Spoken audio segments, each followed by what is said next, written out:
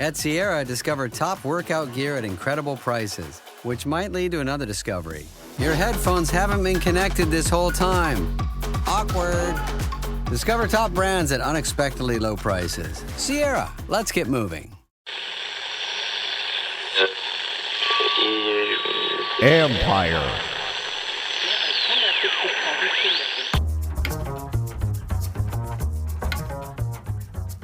Hey babies, hey babies, hey babies. Hi everyone. What's up everybody? We lost first time in a month. What are you gonna do? Right? We lost. First time in a month, and for once it finally feels like we can kind of criticize the team for mistakes in losing, not just stay like, hey, you got them, you tried really hard and you lost to a good team. This one feels like we got some legit criticisms coming out of this one. But I will start with the, excuses. What kind of spot is that, guys? Look, I'm sorry, but it's just, I'm not sure whether they got the first down or not, but I do know the ball was not placed where it was supposed to be placed, and it should have been placed a yard further.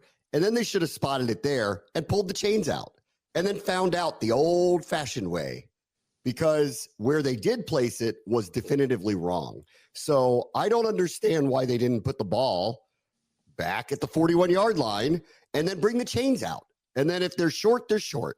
What are you going to do? Because it's imperfect. But the way that they left it where they left it, well, that wasn't right. That was clearly wrong. So I'm with you. I don't think that this is the one reason why they lost. However, I'm not sure they got that call right. It's a critical call to get wrong. No, I agree. This one should have been the spot got changed, then bring out the chains, and then it still could have been short. That's how I feel like it really probably was going to play out. But to say oh, that was right, I was kind of like, I don't know about that one, Chief. He wasn't down, he wasn't touched, I guess, until his body was leaning back. Either way, it was very close, I understand, but that was not correct. I'm one of the people that is going to the play before. Noah Brown, who's been great for this team, had a ball hit him in the shoulder pad. That to me was actually the one where I was like, oh God, you catch that, they're in field goal range. There's a shot to win this thing. Bad call, but I don't think it was the end all be all of this matchup. Right. And that's why I'm not going to dwell on it. It needs to be pointed out though, that I'm not sure that call was right. In fact, I know it was wrong. The question is how wrong, because I'm not sure he got there or not either, but I do know that they marked it wrong. So I don't know. So anyway, beyond that, let's get to the mistakes. This sucks because the game's over on a penalty. And I'm sitting there in the booth, everybody's yelling at the TV. They're trying to draw you offside. Don't jump.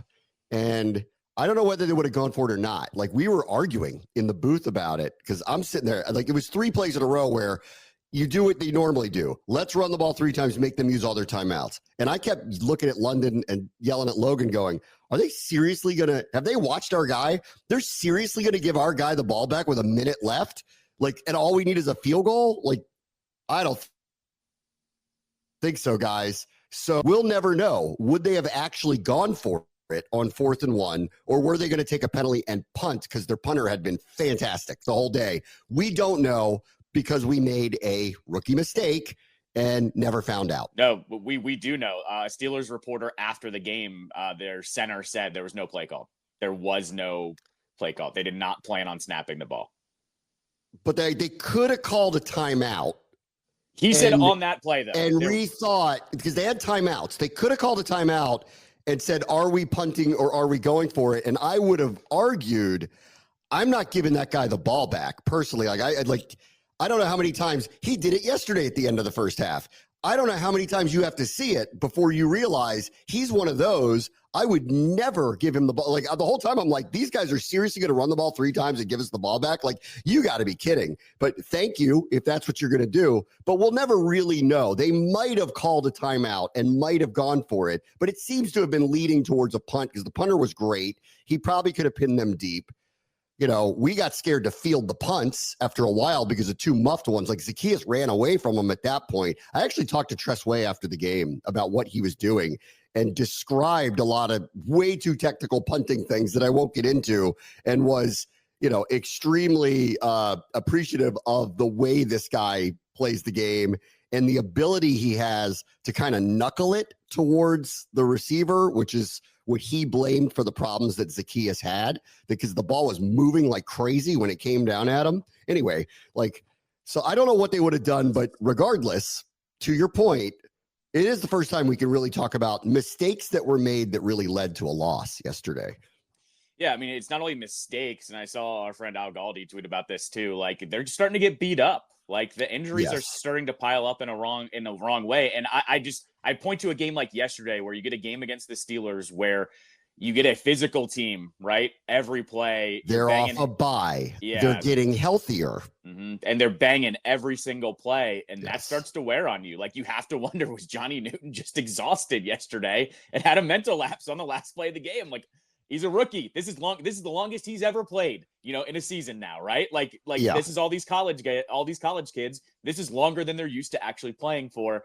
It all, to me yesterday, it all started to add up. And I think that's when you started seeing the mistakes happen of not only injuries, but also mentally. I think it's starting to get to them a little bit. I'm not going to have them tap out for the year, but it's starting to get to them a little bit.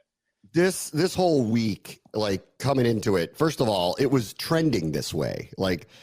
I didn't know if B-Rob was going to play. Suddenly the offensive line is really beat up. Jaden's still overcoming the rib injury. And I got to tell you, the season's catching up to him a little bit. I think you saw that yesterday. He was far less precise than he's been.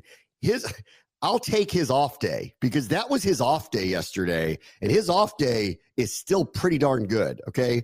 One like Jared Goff last night. That was ridiculous. I can't believe they won, but that was ridiculous. If this is his off day, I'll take this every single week. But it all added up to this team needs a bye really, really badly. And they don't get one. They got to turn around and play Philadelphia in a couple of days, who I think is relatively healthy and already did have their bye. And I'll to watch, because I saw the end of their game. It doesn't matter. They're blowing them out. So I haven't seen a lot of them yet. So I'm going to deep dive them over the next couple of days. But I got a feeling they're in a better shape collectively from a health perspective than this team is. This is why yesterday was such a big deal. If they just could have stole that in some way, just got out of there with a win, I actually honestly wouldn't care if they lost on Thursday, because they're going to play them again, right? After a bye. So I'm not, and it's at home, and that's where you have no excuses. It's a December game at home, division rival. You have to win that. It then will negate whatever happens on Thursday night. But because they lost by a point, because they didn't get this win, it's kind of hyper intensified to try to figure out how to do this. And I know the two after that, Dallas and Tennessee, look like wins at home. But to your point and what I'm seeing, this team needs a bye bad. The injuries are piling up fast. Suddenly those games aren't looking as easy as they did a week ago. So we'll see. We're in survival mode all of a sudden, kind of out of the blue. We've hit the point in the season in survival mode, and we actually hit the wrong teams to do it against. No, exactly right. I look at yesterday too, that the worst part about that Eagles-Cowboys game is they pulled Hurts in the fourth quarter, and your boy Pickett's playing in the fourth quarter. And I'm like, man, this sucks. And they didn't have to rely on Saquon. Saquon only had 16 carries or something like that. That one, watching that piled on the loss for me yesterday, because I'm going, God, they don't even have to play a full game heading into Thursday, and they're the home team. We're traveling. I mean, I know it's only Philly, but still, you know how this all works. I had a bad feeling going into that game. And then when I saw they were basically had it wrapped up by the fourth quarter, I have a worse feeling about it. And I'm with you. That Cowboys game, how many times in this rivalry have we had games where one team should have killed the other one, and it ends up being way too close and too close for comfort, or it swings the other way? And then you look at the Titans too. The Titans are starting to come on a little bit. I'm not going to say anything crazy, but them going up against a beat up team here in Washington, if they don't get healthier, I know I'm not going to say it's spiraling, but all of a sudden the outlook has changed is what I'll get at. Yeah. It's not who you play. It's when you play them. I would have loved to have played the Saints 2 weeks ago. We would have killed them.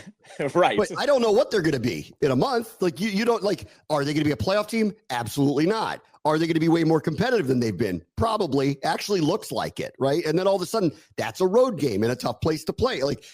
This is my point. This week got hit really at the wrong time. Once the injuries started piling up, and I knew B-Rob was going to be out again, I went, this is going to be bad. All right, let me go back to to the original point. Was we do have some criticisms here.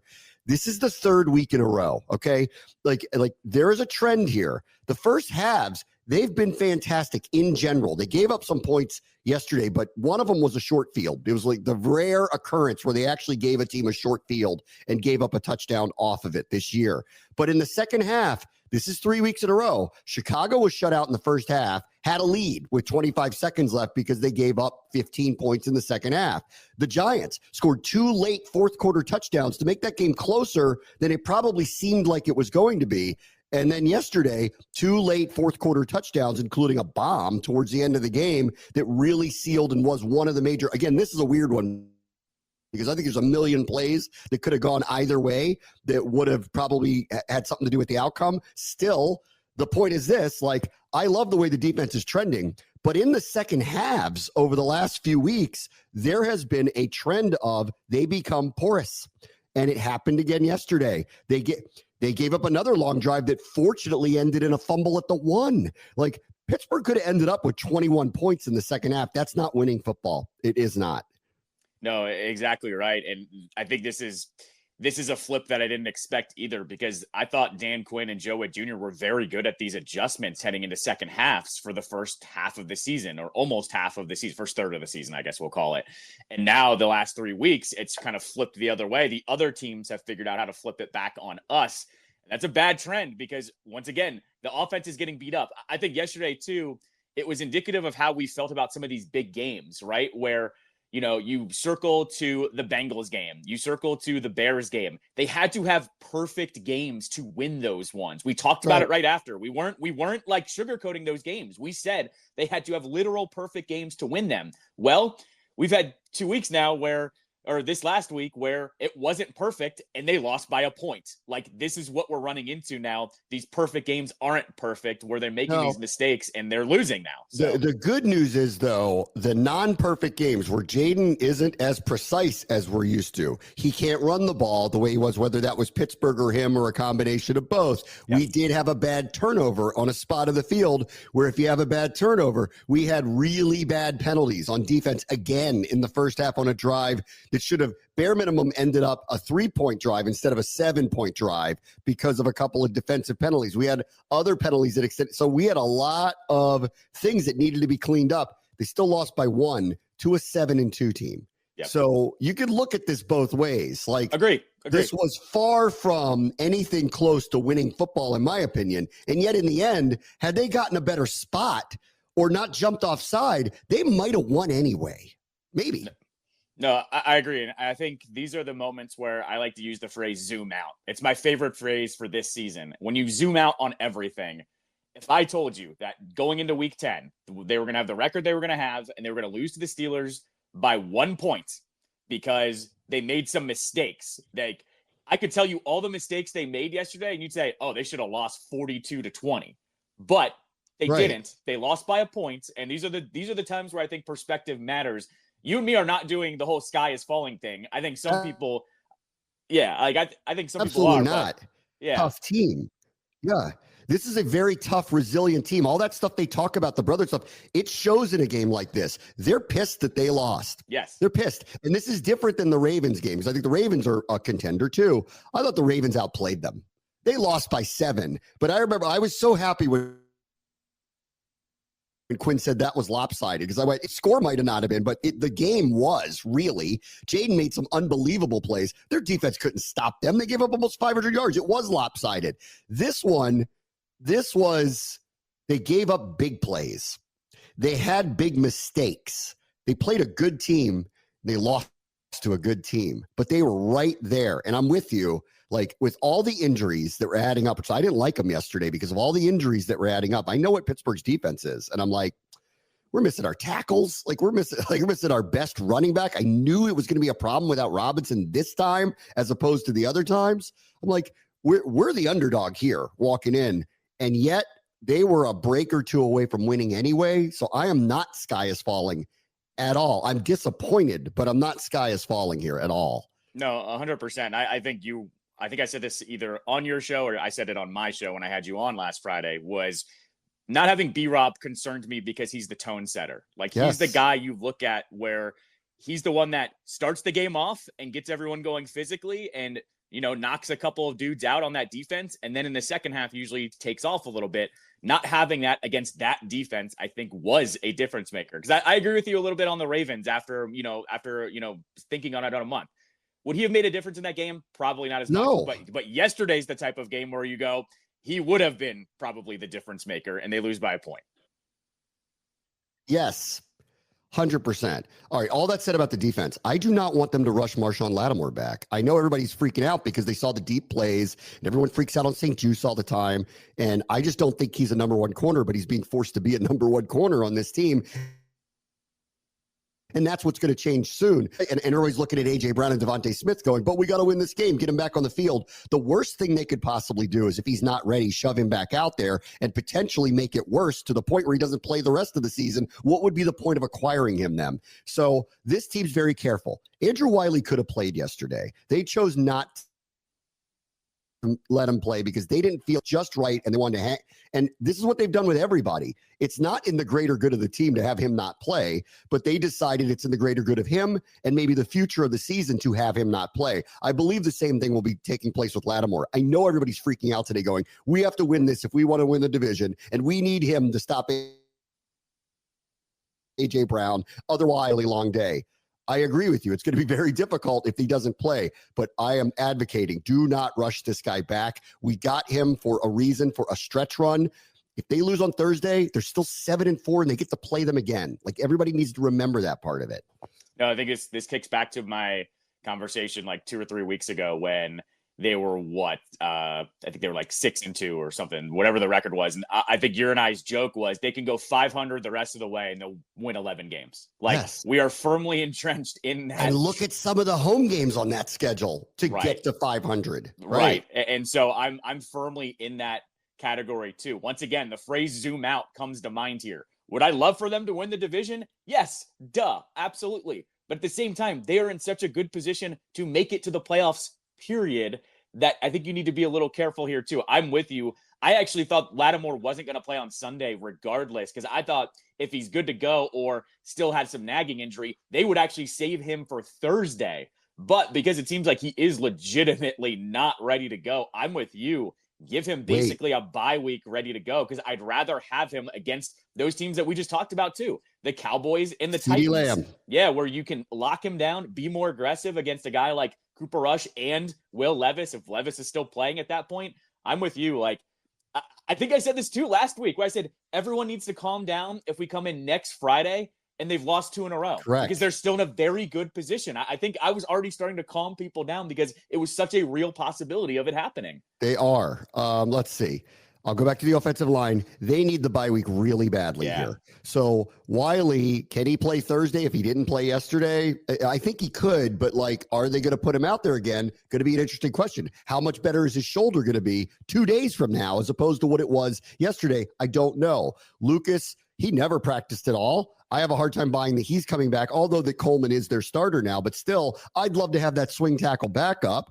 Biotish missed some time yesterday. He's been dealing with something. Allegretti's been fighting through things for the last week. The offensive line can't wait to get to Friday. And they get, I don't care win or lose, they're off till Wednesday, guys, because they need to sit down, get in an ice bath, do whatever they need to do, because we need them. And I'll give them a lot of credit. They are fighting through it. And that was a very difficult group that they were dealing with yesterday, but they are beat up and we are in survival mode. And that unit specifically is in survival mode right now.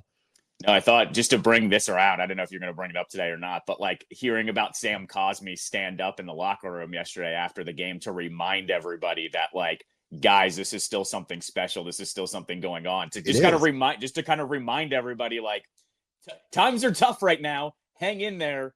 We'll be okay.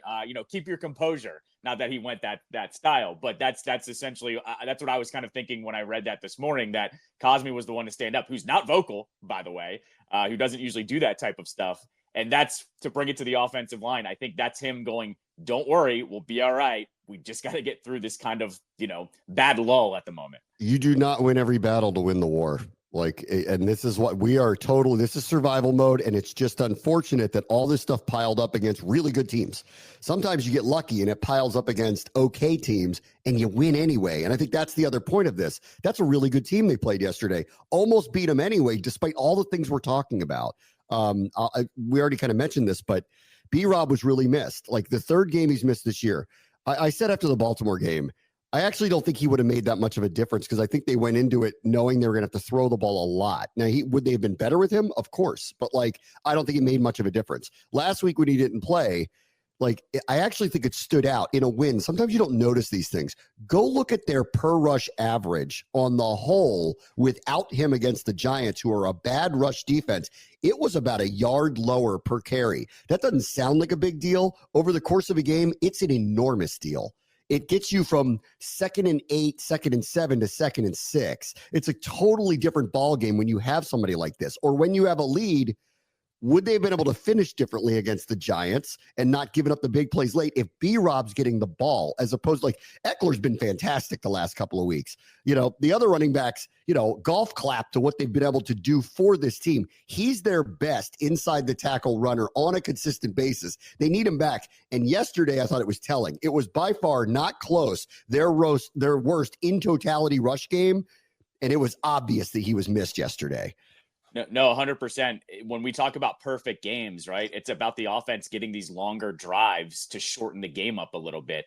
It's not as good when he's not in there. And, like, you could look at the box score and go, oh, they still got 3 rushing touchdowns. They were all like 3 yards. Like, it wasn't. They were all like 1-yard runs. Yeah, it wasn't anything crazy. He's the one. He's the glue of the offense. I will tell you this: considering Washington has struggled in the red zone actually over the last 6 weeks. The fact that they scored as many times as they did, that was the best red zone defense in the NFL yesterday, that they scored multiple times on. So they ran it on them. It wasn't like they had these crazy pass plays. So it's not indicative of how the actual run game was the entire drive. I'm with you. Like, this is the time where they need perfect drives to have a little bit more length, and they didn't have that with B-Rob. They did not. All right, last thing, and I kind of mentioned this earlier too. This was Jaden's worst game. And he still didn't throw a pick. He still didn't fumble the ball. He looks a little beat up. Him rushing for 5 yards, I'm trying to figure out, was that the Steelers? Was that him not feeling himself? A combination of both? A little more indecisive than he's been, maybe because the front wasn't as solid and secure? You know, I'm not sure, because he was off early in the game. He was a little more indecisive than he's been. He barely scrambled and ran the ball. Like, we're just not accustomed to seeing this. So, which is why I say we've been spoiled here. Like, this is his rookie season, and that's probably the worst game that he's had in totality. And still, in the end, it's good enough to almost win, and with a different spot might have. You know, like, that's again, this is why the sky is not falling here. He's the least of my worries, and they handled him, or maybe the conditions around him weren't right. But something was off with him yesterday that's been a little more off than in the past, and still off for him is never bad.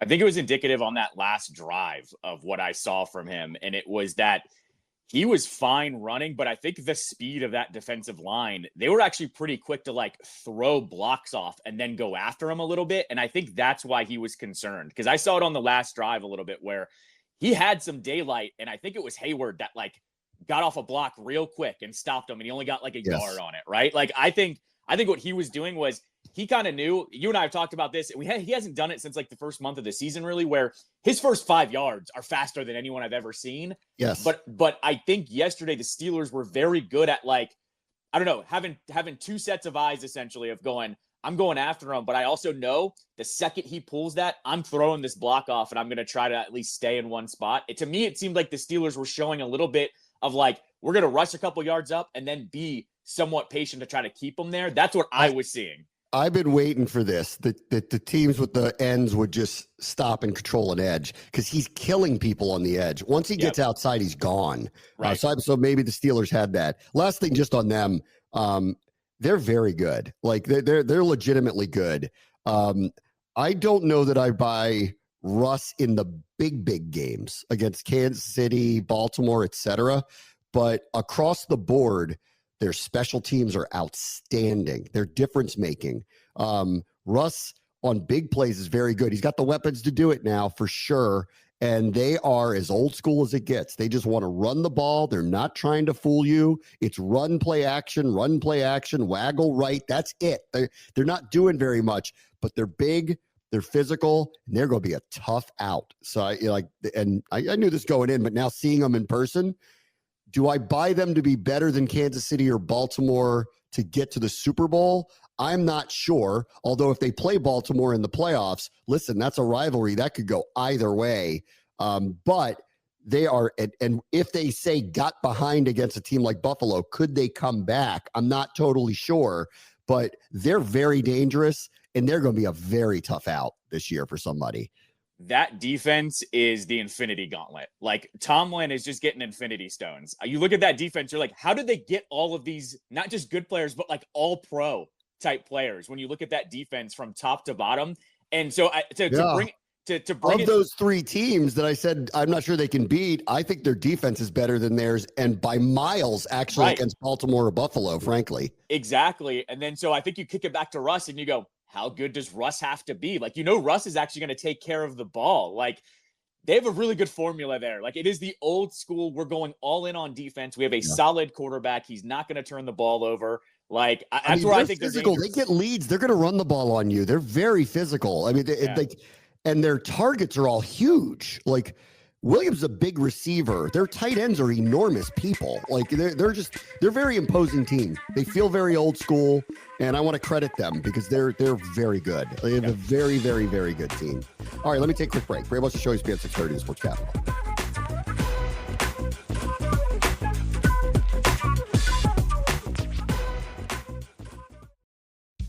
Time to move? Skip the hassles of selling during the holiday season and sell your home directly to Opendoor. Request an all-cash offer in minutes, close, and get paid in days. You can even pick your close date so you can move after New Year's.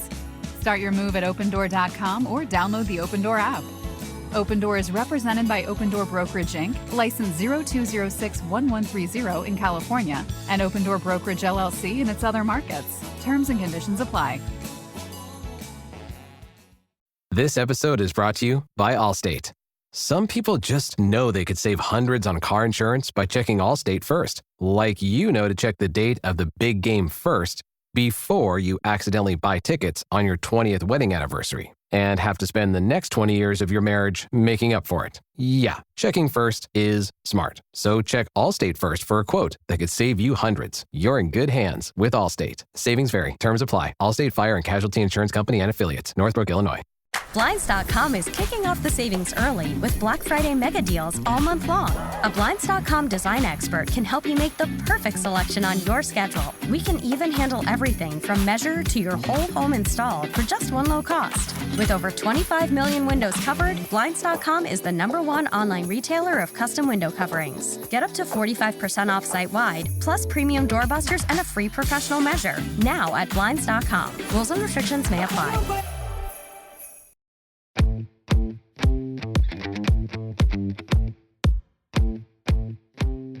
All right, welcome back. Let's go around the league. First in Germany, Danny Dimes goes dumps in Dusseldorf. I'm tired this morning, so the headlines won't be as good as, or at least they won't be as funny to me as as they would be to anybody else. But like, I liked that, and I know they didn't play in Dusseldorf, so don't at me about it. But it's a D. It's all right. I'll give you that one. Good effort. Good effort. They stunk. And I saw most of it because they played in the morning before the game. Yeah. Like, they were really terrible. And I know that Maris said they're going to keep Joe Shane and Brian Daboll, to which I would just say, why? Like, they're going to have a top 5 pick, which they want now because they want to replace Danny Dimes. They're going to have to call Dion and ask, is Shador allowed to come to New York? We're going to have to find out if he's allowed to come to New York. Right. No, like when he came out and said that, I was like, why are you even endorsing that? It's always the kiss of death too. Like I feel like every time it? Like, what's the point?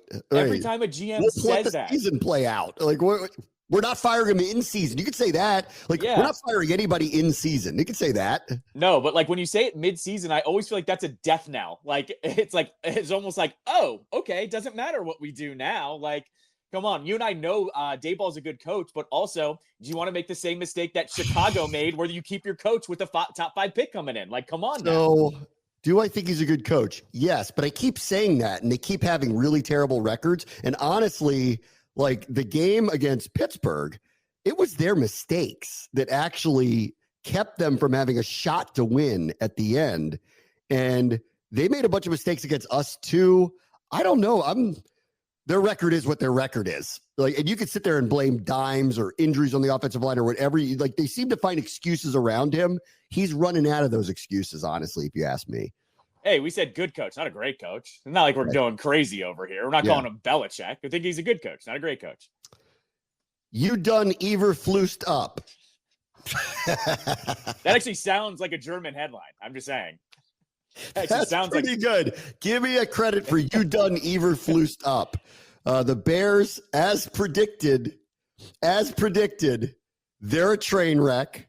They lose to a terrible team at home with, of course, chef's kiss, the 3rd overall pick at quarterback, to make them wonder even more, where did we go wrong here? They're done. And for all they were chirping so much 3 weeks ago, I do not want to hear from you until 2025. Y'all need to shut your pie holes, because you guys are I didn't think it would get like this. I knew they made a mistake keeping Eberflus, because whether he deserved it or not, it just wasn't timed up. They needed to bring in somebody to work with Caleb and start fresh, start anew, and they'd have a really good team. But they didn't. That's a mistake they made. Now they're going to have to fire him, find somebody else. You know how this goes. It just distorts the whole thing. Whoever takes over is going to take over a really good team with a really bad locker room. I mean, this is mwah. Good job, Chicago. I couldn't love this more. And I'm actually friends with a couple of Packers fans, like Ben Raby, our friend here in DC. He's a Packers fan. And I've been not chirping, but saying like, man, are Chicago fans this bad? And he's like, oh yeah, they're always this bad. And I'm like, they always talk like this. And it's yes. And now I'm like, you deserve every bit of this, right? Because even us Washington fans, I would say, I don't know, 2018, 19 is when we all just shut up and we were like, we know we suck, guys. Like, we're not going to talk any trash at this point. We just know what the score is. Bears fans thought everything was fixed this offseason. And I'm looking at them going, did you really think keeping your coach, over, with Caleb and not starting over and then making all these moves, did you think it was all really going to work out? Here's the hard part. That roster's good. Okay. That's the hard, so for them to, for us, I think we were restrained because I think we looked at the team and went, listen, we're optimistic it's better. This quarterback looks great in the summer. Everyone's saying he looks great. However, the whole team's turned upside down. And there are what we believe are clear vulnerabilities here. So we're not going to pretend that we think we're going to be a rocket ship. It's worked out that way. That's why for the first month, we're like, is this real? That's what we were saying. Is this real? The Bears walked into the season going, watch this, guys. You think the Lions were fun? They're done. And but if you look at their roster with the receivers they have, with the defense that they have, with the promise of the quarterback that they have, it's hard not to get overly excited. So I get that. It's just what you cannot account for, and this is the truth of what's happened to them, they clearly don't like each other. Now, why? I don't know. Is that the coach? Is that the quarterback? Is that just the team? I don't know, but they don't. They were more together with Fields as their quarterback, losing every week, than they are right now. And that's not to blame Caleb. My preface always with him is I like him. I actually think he's going to be good. I hope they don't ruin him out there, because if that's where it's tracking right now. But clearly the chemistry there is so gone that they just need to regroup and start over for next year. This one's twofold for me. It was more the Bears fans talked that way and then decided they wanted to get an you-know-what and say, Jaden hasn't played anybody. I'm sorry, buddy. You barely beat the Titans. You beat the Jags. You beat the Panthers. My bad for, actually flipping this back on you guys when you had 4 wins and they were all against terrible teams. That's where I land with their fans as well. It's like, we're saying, is this real? They're saying, oh, we're good now. And we're looking at that going, the 4 people that you have beat are not that good. So let's pump the brakes there. On the Caleb thing too. I don't know if you saw some of the videos from the sideline yesterday. It's bad. He's like, he's throwing his head up. He's rolling his eyes. Like, well, the end of the game when he took a hit late when it was unnecessary, and it's the Patriots guy picking him up and not his teammates, is always a surefire sign of what is wrong with you guys. Yeah, right. Exactly. It was pretty bad. And the other thing, remember before the Bears game, we're like, we're the secure ones here. Like, we know what we got. Like, You're the ones chirping, trying to convince yourselves that you have a better player. Like, if you do, you do. We don't care. We know what we have in our guy. Right. Let's see. Not a surprise here. Bills were chalk versus the Flaccoats. That's not a surprise. Like, the magic is not happening again with Indianapolis. Their defense isn't good enough. Lost in the Flacco turned Cleveland around that was a top 5 defense he was playing with, and really good skill position players, even after Chubb got hurt. That's not the case with this team. They have what I would describe as an average NFL roster, and it's some places weak. So he's not going to elevate them in the same way. Shocker, they lose to a good team. Not surprised. I will say this, at least, I think everyone in the NFL has kind of landed on, like, Richardson's got to play, at some point 100%. Before the season. What I will say is this. They're kind of protecting him a little bit. Like, had he played against the Bills yesterday, that could have been really bad with him. So, like, they're actually playing that game a little bit, I think, of let's protect him against some of these elite opponents. Sure. And I'm actually okay with this. Like, I bet within a month he's playing again, just because it's the right thing to do. Agree. Yeah. Kansas City's got a rabbit's foot this year. They're lucky. Like, they could have lost that opener if Isaiah Likely's toe is inbounds. They could have lost to Atlanta. They could have lost to the Raiders a few weeks ago. They should have lost yesterday at home. This is unbelievable. I mean, like, really good teams have really good things happen to them. And clearly, considering who they are, I'm not discounting that they're a really good team, but they shouldn't be undefeated at this point. And it's I don't know when that luck's going to run out, but it's going to. They're not going to go undefeated. They're going to lose, but they are who they are. So they're going to be a 1 seed now because of all of this. I have a terrible feeling about this for Detroit fans. Like, they're finally going to make it to the Super Bowl, and they're going to play this version of Kansas City that just gets the breaks. Like, they're not nearly as good as they've been the past 2 years, yet they're getting these breaks, and it's going to be the franchise that has been waiting their entire lives to get there, to go against the team going for a three-peat that, sold their soul to get all the breaks to go this way. I just have a bad feeling when it comes to February. That's all I'm going to say. I told you to pass on the Falcones. I told you. They changed their coach. It's a division game. Their rival on the road. You don't know. Logic was Atlanta would win, but you don't know. It's going to be breath of fresh air. These are NFL teams. It's in the Superdome.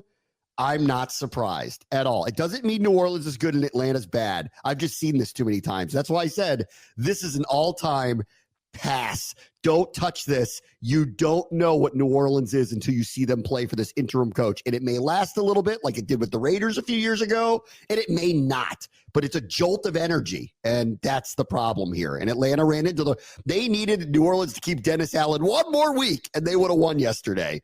This is where you have to look at certain situations, and different firings matter, right? This is when the Saints ownership came out and said, yes, and basically said, I was getting the vibe from the players the week before that they did not like playing for this coach anymore. So when you switch up the coach, they're all happy to come into work for a week. Like, yes, it's a different kind of firing if somebody's underperforming and the players liked him, right? Like, that's a different kind of season going off the rails. This is one where we all should have circled, oh, they just didn't like the head coach. Special teams coach comes in, and you know this. Special teams coaches are usually loved by so many of the players because it's a special kind of unit. They're very energetic. They're nutsos. Yes, exactly. They're traditionally nutty people. It's this shot of adrenaline. Is the special teams coach becoming the head coach? Here's the good news from yesterday. Underrated, and don't and at me in a month when this matters. The Bucs losing was a big deal. Yep. Like, that was a win-win either way. Either one of them losing was going to be a big deal for Washington as they, ascend towards hopefully a division title, but maybe a wild card. We lost to them. We need them to keep losing. I don't think if they can keep their wits about themselves, I don't think it's going to continue because I think they're a really good team. They keep losing these close games to good teams. That's a big deal that they lost. And if they go south because of what their record is, like they could have, would have, should have beat the 49ers and the Chiefs in back-to-back weeks, but didn't beat either one of them. This is good for the Commanders if the Buccaneers are not a factor late for the playoffs. This is starting to break their way in terms of teams that we were worried about at the beginning of the regular season. We were worried about the Bucs and the Falcons in that division, 100%. right? So all of a sudden, the Falcons, they lost, but we still think they're going to win that division. Bucs are starting to fall apart, which we need them to kind of go off the rails now. Yeah, the Falcons States doesn't matter because the Falcons are going to win that division, so it doesn't matter. For the purpose of what we're talking about, it doesn't matter. But the Buccaneers now, they're not going to win that division, so they matter to us. No, and what I'm getting at is it's the wild cards breaking. We were worried about every NFC North team heading into this season. The Bears have now fallen off, and we're only having to worry about 2 extra wild card teams there. Things are starting to break a little bit when it comes to the standings here. That is good. The Bucs are a part of that as well. Now, hopefully, things are bad enough that they don't get tied and they have the tiebreaker, essentially. Let's see. I'm not going to spend any time on this. Vikings and Chargers get by weak AFC South teams. Both were chalk. The Vikings one is probably not awe-inspiring, but they did win. You know, that's what matters. They did win. What do you think your boy Raj is going to tell McAfee this week? LOL.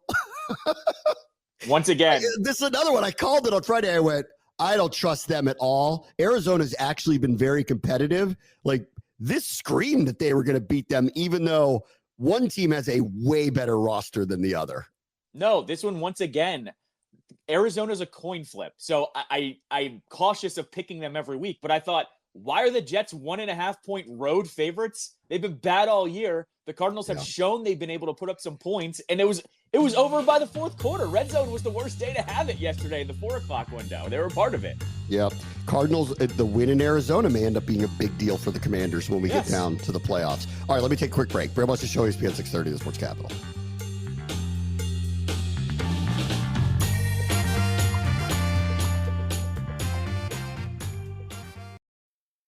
The holiday season officially starts when you get that first card in the mail. Shutterfly makes it easy to add more meaning to the everyday with hundreds of holiday card designs that can be personalized in seconds with your favorite photos from this year. Select your greeting, customize the color, and even add little extras like personalized foil to make a holiday card that really shines. Enjoy 40% off with code SMILE40 at Shutterfly.com and send something meaningful this year. See site for more details.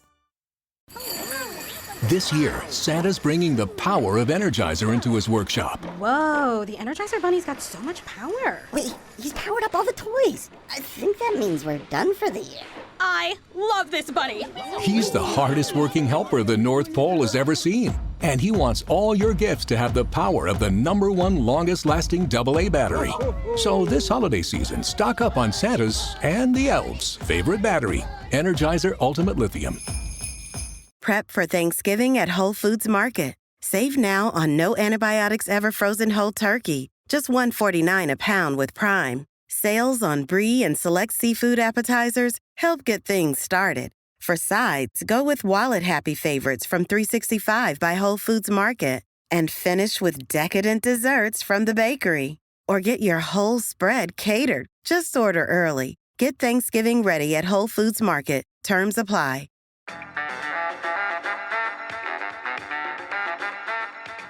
All right, I don't have a lot of time, and I do want to talk about the Spirit for a moment, but I do have to get to the 2 big NFL games in the 4 o'clock window that matter really for us. And I'm going to spend a lot more time later this week talking about that. But the bus has runneth over Mike McCarthy big time. Jerry Jones ran him over. Micah Parsons ran him over in the locker room yesterday after they got blown out again at home. Everybody's looking for someone to blame.